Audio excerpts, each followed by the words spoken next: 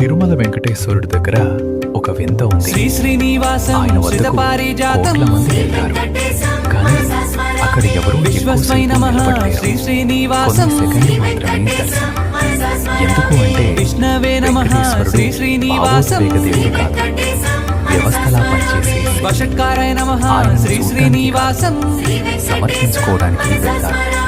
భూత భవ్య భవత్ ప్రభవే నమః కోరికలు చెప్పలేదు, సమయం ఉండదు. భూతకృతే నమః శ్రీ శ్రీనివాసం భక్తి ప్రదర్శన కాదు, సమర్పణ ముఖ్యం. భూతభృతే నమః శ్రీ ఆయన శ్రీనివాసం కళ్ళను సగం మూసినట్టుగా చూపిస్తారు.